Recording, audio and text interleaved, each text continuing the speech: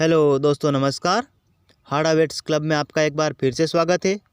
आज हम बात करेंगे माइफेक्स कैल्शियम यानी माइफेक्स कैल्शियम हम पशु को कब दे सकते हैं, इसकी कितनी मात्रा तक दे सकते हैं और पशु को किस स्थिति में देना है, इसके क्या साइड इफ़ेक्ट है, इन सब के बारे में हम चर्चा करेंगे। आइए वीडियो शुरू करते हैं। दोस्तों, आप जानते हैं कि कैल्शियम हमारे पशु के लिए कितना ज़रूरी है।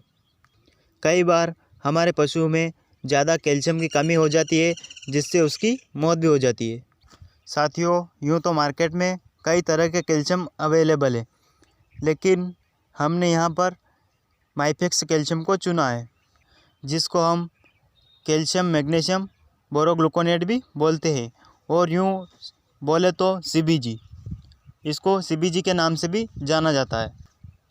यह 450 ml का इंजेक्शन आता है, मतलब बोतल आती है एक, जिसमें कैल्शियम होता है, मैग्नीशियम होता है और डेक्सट्रोज भी होता है। इसमें कैल्शियम, मैग्नीशियम और डेक्सट्रोज भरपूर मात्रा में होता है, जो पशु को एक ही बोतल चढ़ाने पर उसकी इन तीनों चीज़ों की भरपूर पूर्ति होती है। आइए जानते हैं इसको पशु को कब देना है। साथियों, आपको पता है कि जब भैंस ब्याई हुई रहती है तो उसमें कैल्शियम की कमी आ जाती है, यानी जिस भैंस में कैल्शियम की कमी होती है वह ब्याने के 1-2 दिन के बाद ही लेट जाती है और वह खड़ी नहीं हो पाती है, जिसको हम मिल्क फीवर भी बोलते हैं, यानी दूध बुखार। अगर आपने सही से डायग्नोसिस कर लिया कि इसको कैल्शियम की ही कमी है, इसको मिल्क फीवर ही हुआ है, तो आप वहाँ पर इसको चढ़ा सकते हैं। साथियों, आप पाएंगे कि इसको चढ़ाने के 10 से 15 मिनट के बाद भैंस तुरंत से खड़ी हो जाती है और चारा खाने लगती है। मतलब मानो एक चमत्कार हो जाता है। इस बोतल को मिल्क फीवर में एक चमत्कारिक रिजल्ट आता है। लेकिन ध्यान रहे कि जिस भैंस को या गाय को कैल्शियम की कमी हुई है उसी को चढ़ाना है। साथियों, इसका उपयोग हम एनीमिया में भी कर सकते हैं, और जिस भैंस या गाय को डेक्सट्रोज की कमी हुई है उस बीमारी में भी हम इसको कर सकते हैं।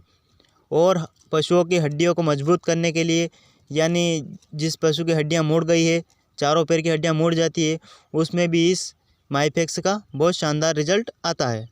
अब बात करते हैं इस माइफेक्स कैल्शियम को कैसे चढ़ाना है।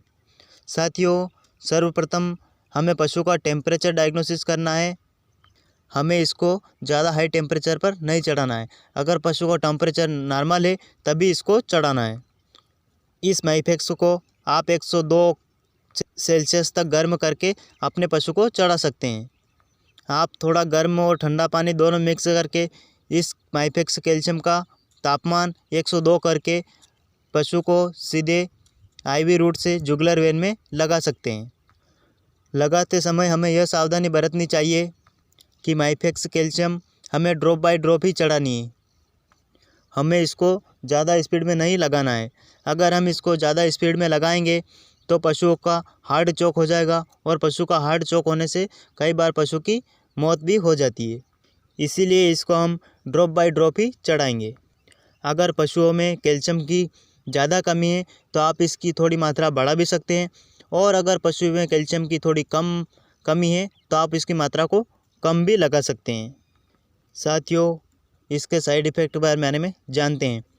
साथियों, इसका सबसे बड़ा साइड इफ़ेक्ट यह है कि अगर पशु को कैल्शियम की कमी नहीं हुई है और उस स्थिति में आपने पशु को माइफेक्स कैल्शियम IV रूट से लगा दिया है, तो कई बार हाइपोकैल्शियमिया होने से पशु की मौत भी हो जाती है। यानी उसमें पहले से कैल्शियम मौजूद है और आपने अगर और फिर से कैल्शियम चढ़ा दिया तो पशु स्ट्रेस में चला जाएगा और पशु की मौत हो जाएगी। ध्यान रहे कि हमें जहाँ पर कैल्शियम की कमी है वहीं पर ही इसको लगाना है। साथियों, आपकी जानकारी के लिए बता दें कि यूँ तो कैल्शियम की कमी किसी भी पशु को हो सकती है, लेकिन फिर भी फील्ड में यह ज़्यादातर देखा गया कि कैल्शियम की कमी दुधारू पशु को ज़्यादा होती है। यानी जो पशु दूध देता है उसमें ज़्यादा कैल्शियम की कमी होती है। और यह भी डायग्नोसिस किया गया कि कैल्शियम की कमी पशु के ब्याने के 2 से 3 दिन के भीतर ही हो जाती है, और कई बार यह ब्याने के 15 दिन बाद भी हो जाती है। साथियों, आपसे निवेदन रहेगा कि आप बिना डायग्नोसिस किए इस कैल्शियम को ना चढ़ाएं, वरना आपका पशु मर भी सकता है। इसीलिए अगर आपको कैल्शियम की कमी को डायग्नोसिस करना आ गया है, पूरी तरह से कैसे आपने पहचान लिया है कि हाँ इसको कैल्शियम की कमी हुई है, तभी आप चढ़ाएं, वरना आप इसको इग्नोर कर दें।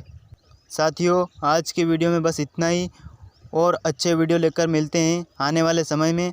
आप अगर मेरे चैनल पर नए हैं तो मेरे चैनल को सब्सक्राइब करें, लाइक करें और शेयर करें। धन्यवाद।